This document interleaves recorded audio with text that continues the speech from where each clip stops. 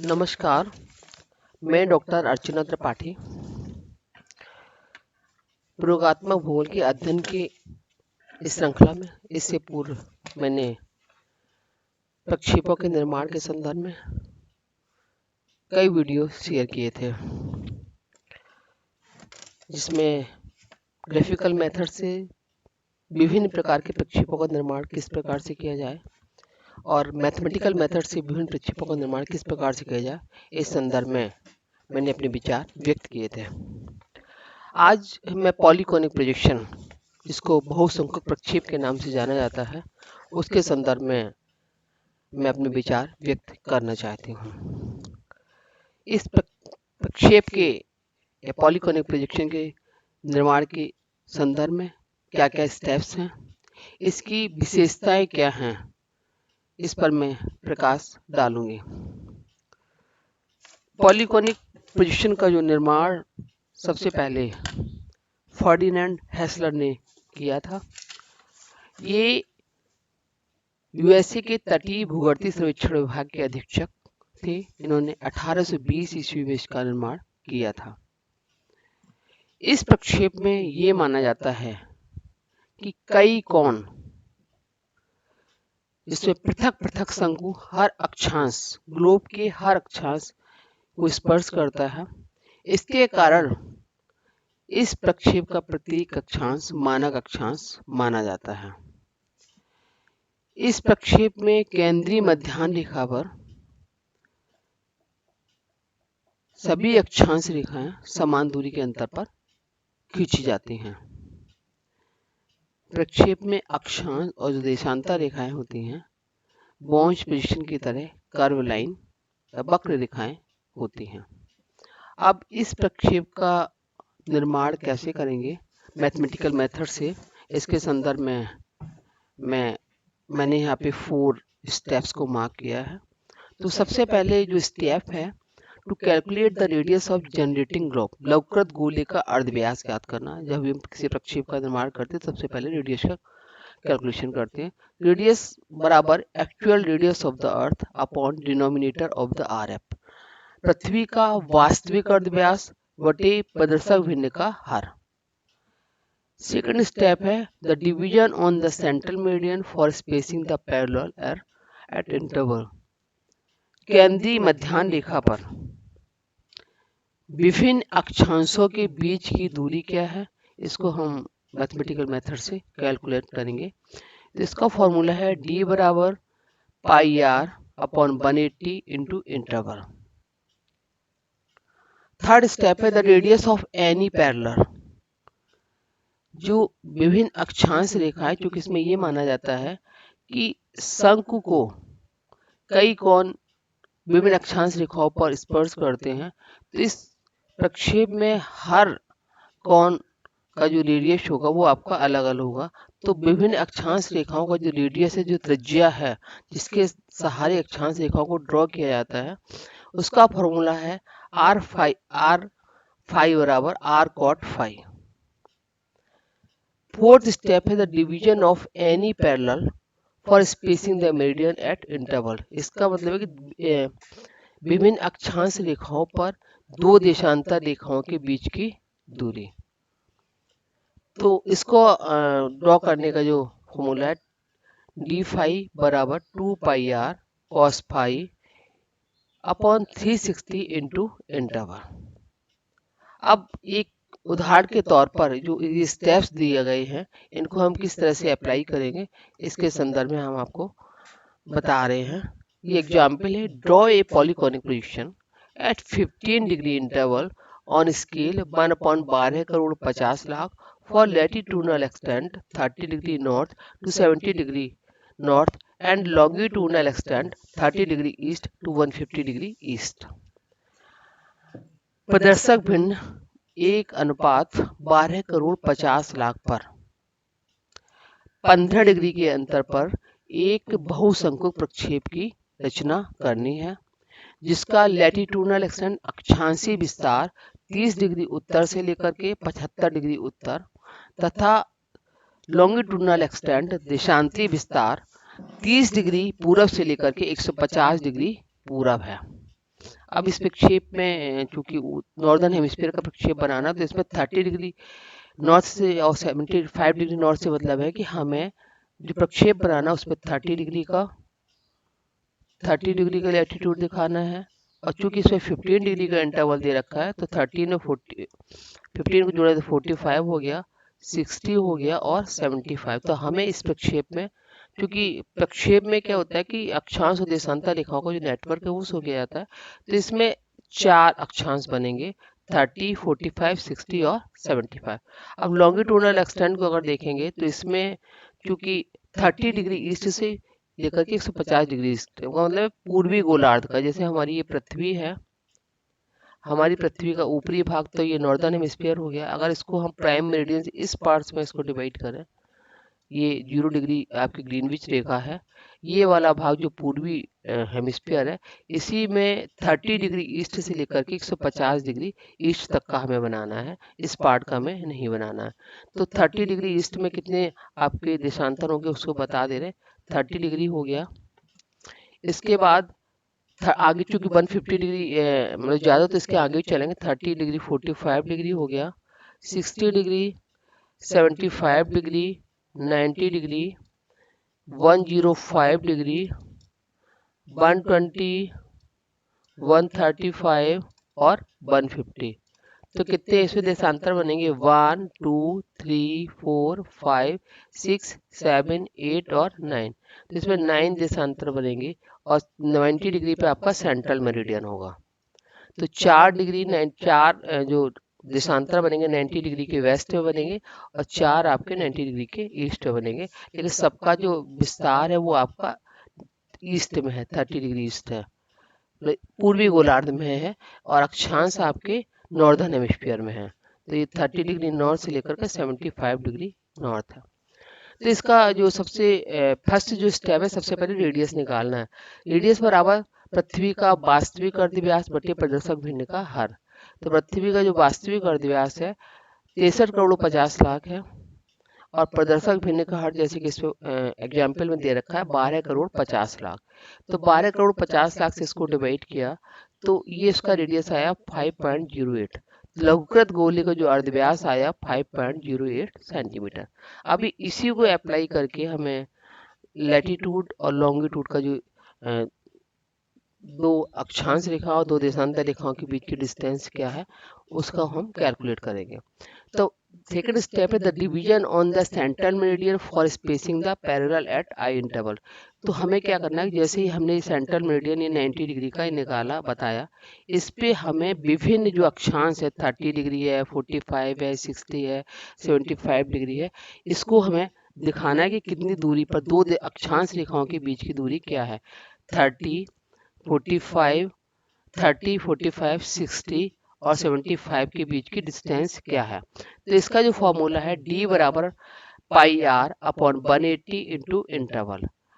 पाई की वैल्यू 22/7 होती है और आर अभी हम लोगों ने कैलकुलेट किया था 5.08 सेंटीमीटर।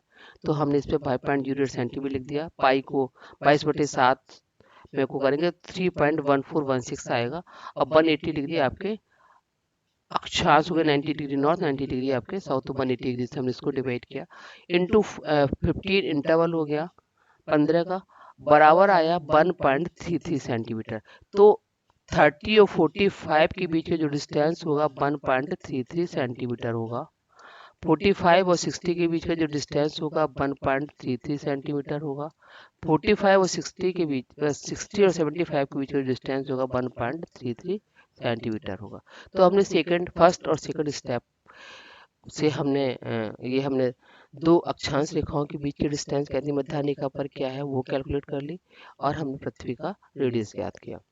थर्ड स्टेप पे हमको पता लगाना है कि रेडियस ऑफ एनी पैरेलल, क्योंकि इसमें ये कल्पना की जाती है कि जो विभिन्न अक्षांश हैं उनको अलग अलग शंकु, पृथक पृथक जो शंकु होता है वो स्पर्श करता है, इसलिए इसमें सभी अक्षांश मानक अक्षांश होते हैं। तो हमने ये सेंट्रल जो मेरिडियन 90 डिग्री है इस पे 30 डिग्री का बना लिया, 45 का बना लिया, 60 का हमने 1.33 सेंटीमीटर के अंतर से बना लिया और 75 का हमने बना लिया। अब हमें इस जो 30 डिग्री है, 45 है, 60 है, 75, इनकी त्रिज्या क्या है। 30 डिग्री की त्रिज्या अलग होगी, 45 की त्रिज्या अलग होगी, 60 की त्रिज्या अलग होगी, 75 की त्रिज्या अलग होगी। तो हमें इसका रेडियस निकालना है ताकि हम लैटिट्यूड जो हमारे अक्षांश रेखा है उनको हम ड्रॉ कर सकें। इससे पहले जो हमने बॉन्स प्रेडिक्शन में पढ़ाया था, तो मानक अक्षांश वाला जो वीडियो शेयर किया था, उसमें एक ही सेंटर से विभिन्न अक्षांश रेखाओं को ड्रॉ किया गया था। इसमें क्या है, इसमें विभिन्न सेंटर हैं, मतलब कई केंद्र हैं जिनके द्वारा इन अक्षांश रेखाओं को ड्रॉ किया जाएगा। तो हमें विभिन्न जो केंद्र हैं इन अक्षांश रेखाओं को उसको पता लगाना है। तो the radius of any parallel, किसी भी अक्षांश का की जो त्रिज्या का जो फॉर्मूला है बराबर आर फाई बराबर are cot phi. R phi हमें 30 डिग्री का निकालना है, 30 डिग्री का हमें रेडियस निकालना है, तो इसका फॉर्मूला है आर कॉट फाई। आर की वैल्यू अभी हमने कैलकुलेट की थी, आपकी 5.088 सेंटीमीटर थी, तो हमने ये 5.08 सेंटीमीटर यहाँ पे रख दी। और 30 डिग्री कॉट की जो वैल्यू लॉग टेबल से अगर आप देखेंगे तो आएगी 1.73। तो 1.73 हमने इसको यहाँ पे लिख दिया, और 5.08 में 1.73 को मल्टीप्लाई किया तो बराबर आए 8.8 सेंटीमीटर। तो 30 डिग्री से यहाँ पे हम स्केल रख करके 8.8 सेंटीमीटर का हम यहाँ पे मार्क कर लेंगे। तो ये हमारी R5 की दूरी हो गई। अब इसके बाद ये 8 अब उसके बाद R52 बराबर 45 डिग्री लैटिट्यूड, तो इसकी जो रेडियस ये लिखा हुआ 5.08, और कॉट 45 डिग्री की जो वैल्यू लॉग टेबल से होगी वो 1 होगी, तो इसको हमने मल्टीप्लाई किया तो 5.08। तो ये हमारा 45 डिग्री का वैल्यू 5.08 की हम यहाँ से स्केल रख करके दूरी मार्क करेंगे। दूसरी होगी R52। इसके बाद R53 की वैल्यू निकालनी है, तो ये 60 डिग्री लैटिट्यूड्स की जो वैल्यू हमें कॉट की वैल्यू निकालनी होगी। तो त्रिज्या में 5.08 में जो 60 डिग्री कॉट की जो वैल्यू है लॉग टेबल से अगर देखी जाए तो 0.58 आएगी, तो इसको इसमें मल्टीप्लाई किया तो ये आया 2.9 सेंटीमीटर। तो 60 डिग्री का ये है, ये पॉइंट ये हमने जो हम लोगों ने मार्क किया था, इसमें 2.9 सेंटीमीटर का हम यहाँ पे मार्क कर देंगे स्केल से, तो ये होगा R53।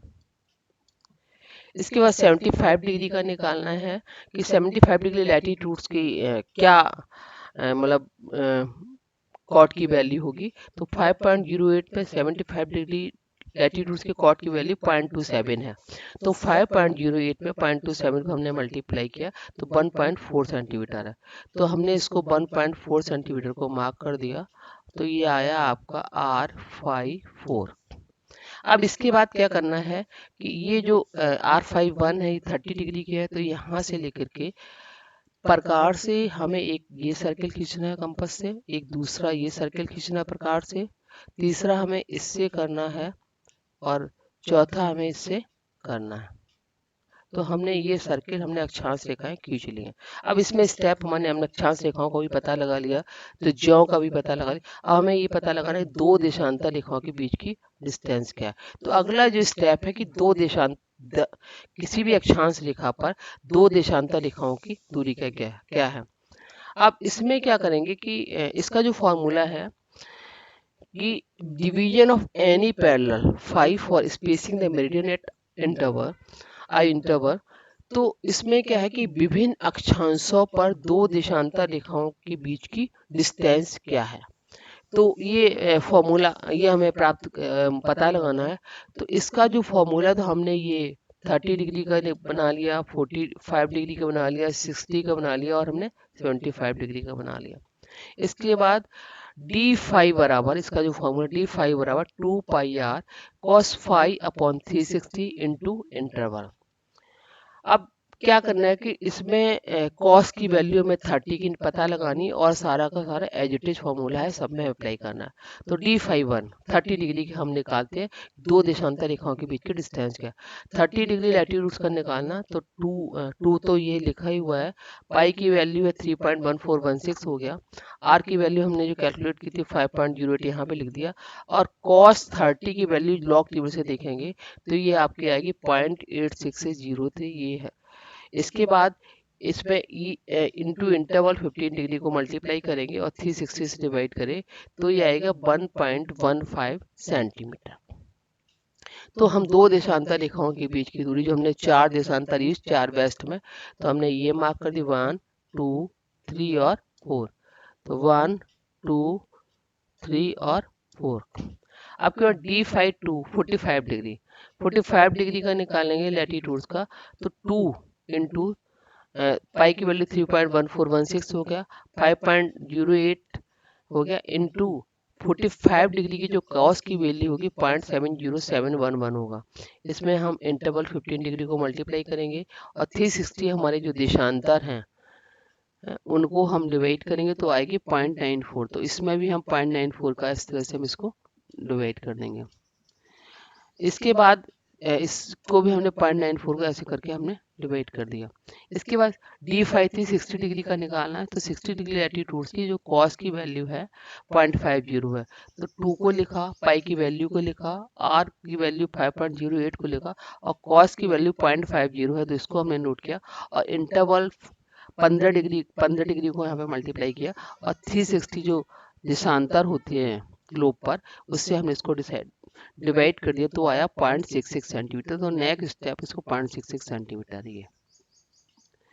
इसके बाद डी फाई 4 75 डिग्री का हमें निकालना है, तो इस पर 2 की वैल्यू कर दी, पाई की वैल्यू आई 3.1416, आर की वैल्यू आई 5.08 और कॉस 75 की वैल्यू है 0.25882 इंटू इंटरवल 15 डिग्री को मल्टीप्लाई किया और 360 से डिवाइड किया तो इसकी वैल्यू है 0.34 सेंटीमीटर।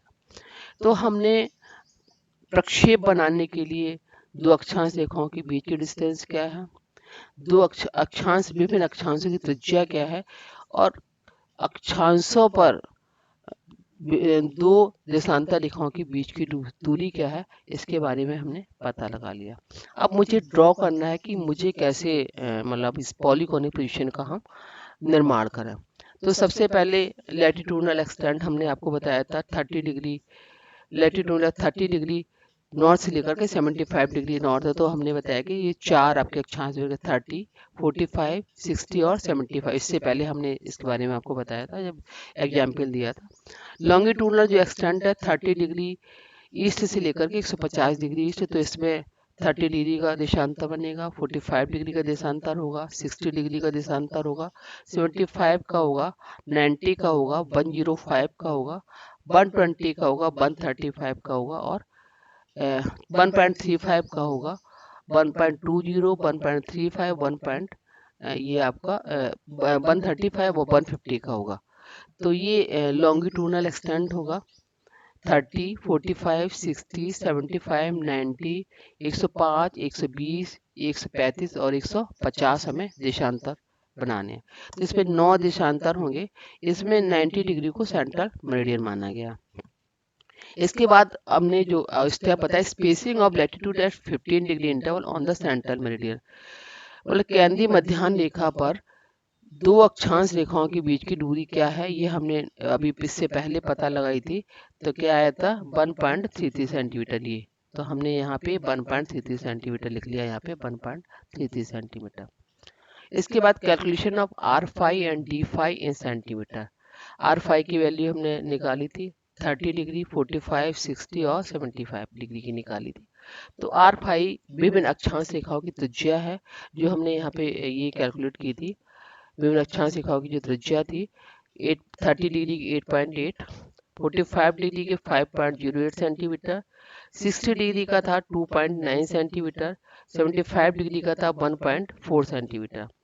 तो इसको हमने यहाँ पे ये लिख दिया है 8.8 सेंटीमीटर, 5.08, 2.9 और आपका 1.4 सेंटीमीटर। इसको हमने इसमें मार्क कर दिया।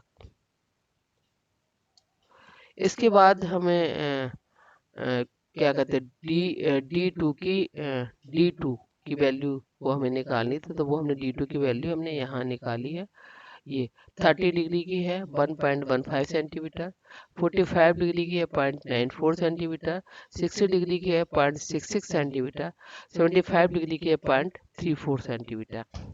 तो इसको हमने यहाँ पे लिख लिया है d5 की वैल्यू को 1.15, 0.94, 0.66 और 0.34 सेंटीमीटर। अब हमें ये सारा का सारा जो हमने कैलकुलेट कर लिया, अब इसके आधार पे हमें पोजीशन का निर्माण करना है।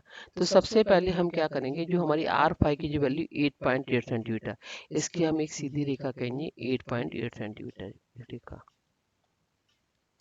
ये हमारा 30 डिग्री का है,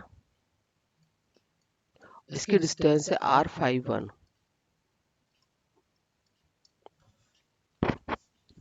R51 हो गया। इसके बाद क्या करना है कि हमें R51 हो गया। इसके बाद विभिन्न अक्षांशों के बीच की डिस्टेंस, तो विभिन्न अक्षांशों के बीच की डिस्टेंस है spacing of latitude at 15 degree interval on the centimetre 1.33 centimetre. तो 1.33 सेंटीमीटर डिस्टेंस है हमें 45 का, 60 और 75 का। तो हमने 1.33 सेंटीमीटर के 45 का बनाया, 60 का बनाया और 75 का हमने ये अक्षांश ड्रॉ कर दिया। इसके बाद हमें क्या करना है कि इसकी त्रिज्याएं मार करनी है। तो हमने इसको कैलकुलेट किया था, R5 की तो हमने पहले 8.8 कर दी। तो ये 45 डिग्री का जो है इसकी वैल्यू 5.808, तो हमने यहाँ पे मार्क की, इधर स्केल लग करके 5.08 इसको हमने R52 की, R52 की वैल्यू। 60 डिग्री का 2.9 है, तो 60 डिग्री की यहाँ से वैल्यू रख करके 2.9 मार्क कर दी, तो इसकी वैल्यू ये R53 है। इसका 75 डिग्री की वैल्यू हमने यहाँ से मार्क की, 1.4 है, तो 1.4 इसके लिए लग करके हमने यहाँ पे मार्क कर दी, R54 हो गया। इसके बाद प्रकार की सहायता से इसको हमने, इसमें हमने वृत्त का चाप खींचा 30 डिग्री का R51 से, R52 से 45 डिग्री का खींचा, ड्रॉ किया, R53 से हमने 60 डिग्री को ड्रॉ किया, R54 से हमने 75 डिग्री का ड्रॉ किया। तो हमने विभिन्न अक्षांश रेखाओं को ड्रॉ कर लिया। इसके बाद देशांतर रेखाओं की जो डिस्टेंस है 30 डिग्री की 1.55, हमने देखा कि कितने देशांतर हैं, 1 2 3 4 5 6 7 8 9। तो 4 हमें इसके, जो हमारा 90 डिग्री सेंट्रल मेरिडियन है, 4 इसके वेस्ट में होंगे, 4 इसके ईस्ट में होंगे।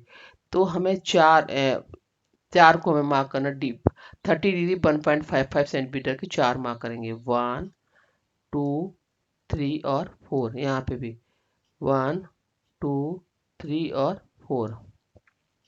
इसी अगर 45 डिग्री पे हम मार्क करेंगे 0.94 का 4 मार्क करेंगे, तो 1 2 3 और 4, 1 2 3 और 4। इसी बार 60 डिग्री पे हम मार्क करेंगे 0.66, 1 2 3 4, 1 2 3 4। इस बार 75 डिग्री पे मार्क करेंगे 0.34, तो 1 2 3 और 4, 1 2 3 और 4।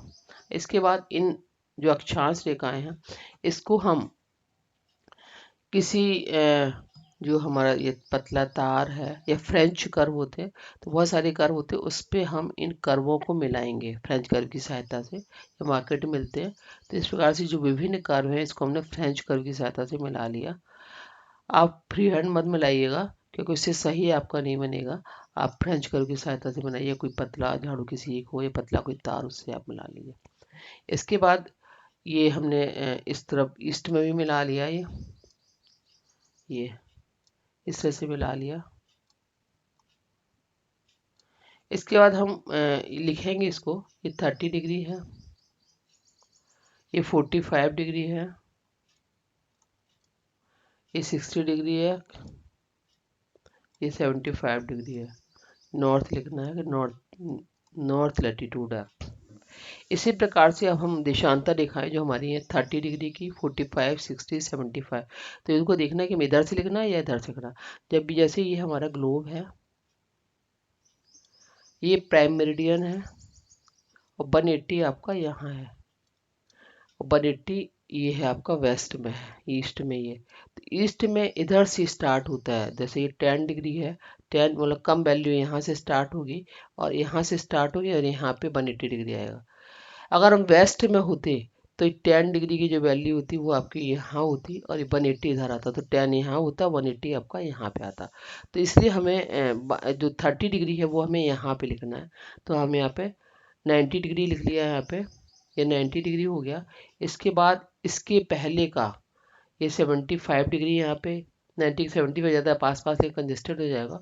75 की जगह 60 डिग्री कर देते हैं, ये 60 डिग्री हो गया। ये 75 है यहाँ को चूंकि, और ये 60 डिग्री होगी, ये 45 होगा, ये आपका 30 डिग्री होगा। और आप इसको लिखना चाहें तो इसको लिख सकते हैं, लेकिन ज़्यादा पास पास लिखने तो ओवरलैप हो जाएगा, तो आप एक छोड़ के भी लिख सकते हैं। ठीक है, अब 90 का हमने यहाँ पे लिखा, ये 105 हो गया डिग्री। इसके बाद 120 डिग्री हो गया, 130 है, आप एक एक छोड़ करके भी लिख सकते हैं, और 150 डिग्री हो गया। ये ईस्ट है, यहाँ भी ईस्ट है, दोनों ईस्ट हैं। तो आप जब इसमें इसको करेंगे तो सबसे पहले फिर यहाँ पे आर एफ लिखेंगे। आर एफ जब मैप जो बनेगा आपका पोजीशन, आर एफ बराबर 1/12,50,00,000। यहाँ पे पॉलीगोनिक पोजीशन लिखेंगे, जब शीट पे बनाएंगे इस तरह से लिखेंगे।